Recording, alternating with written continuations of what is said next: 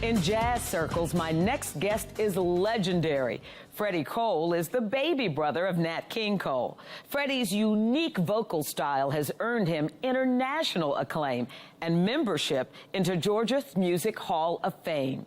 If you have not heard him, you're in for a real treat because Freddy Cole lives and performs right here in Atlanta. Why did I choose you? Listen to Freddy Cole, his voice, his style. What did I see in you? There's no doubt he reminds you of his big brother, Nat. I saw a heart.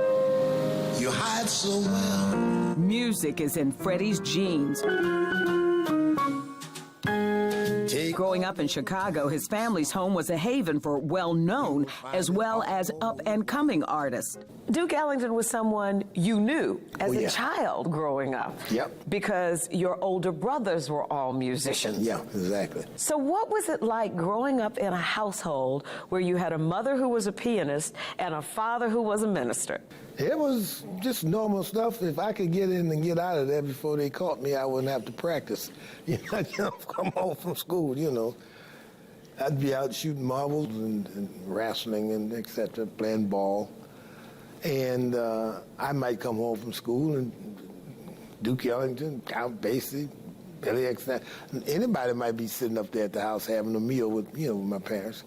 Because they would come through Chicago and the guys would say, hey, man, go by and see my mother, go by here, and, you know. And so consequently, I was fortunate enough to know all these people at a young age.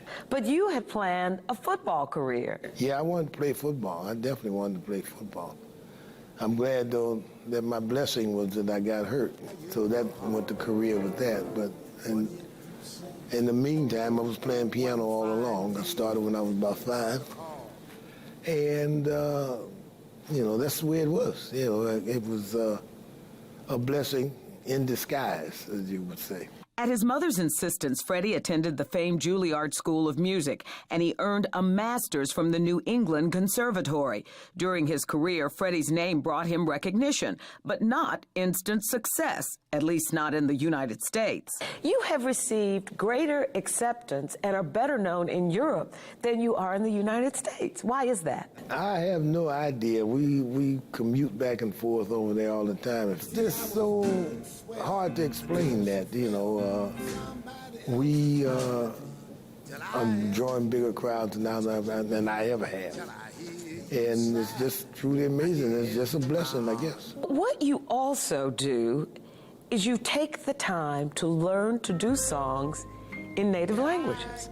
Well, I've learned to mess up a lot of them. You don't try to do it to say, compete with anybody. You're doing it out of a gesture of saying, okay, this is what I don't do, but here, you know, and people would understand it that way, you know, because they didn't pay to hear you sing in their language. They paid to hear you do what you got to do. But it wouldn't be make-believe if you believe in me. Now, everybody over here refers to you, and you don't even seem to let it bother you anymore, refers to you as Natalie's uncle and Nat's brother. Why doesn't that bother you anymore? Well, I got a lot of titles. It's not too many people that have those titles. Hey, I'm not trying to fill nobody's shoe. You see, my brother made a whole lot of money. I love the song, I'm Not My Brother. There was a time when I really would not sing any songs that my brother had done famous songs. You know, it's hard to go to a show without doing some tunes that he hadn't done. But I was not there to sit there and play Mona Lisa and Unforgettable and all every day or every set. No, that's not my style. Still in my heart. Fortunately, I lived it down. And when I wrote this song, I was in a little joint in Washington, Ed Murphy's Supper Club. And they came and we were talking about it, and I said, man, I'm not my brother, I'm me. You know, and that was, and one thing led to another. Oh, is for the only one I see.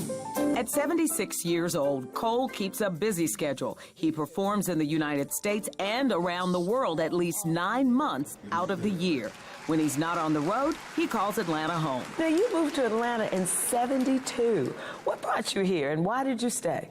I came to Atlanta to play in Don Clendenin's club. And I liked it so well, I said, I'm going to come back here and move. Because my son at the time, Lionel, was a little guy, and I didn't want him growing up in New York. And we had looked at Miami, but I was never really crazy about down there, and I didn't want to go to the West Coast. And Atlanta was the perfect spot for me. I came here, and people have accepted me here, and I don't want to live nowhere else.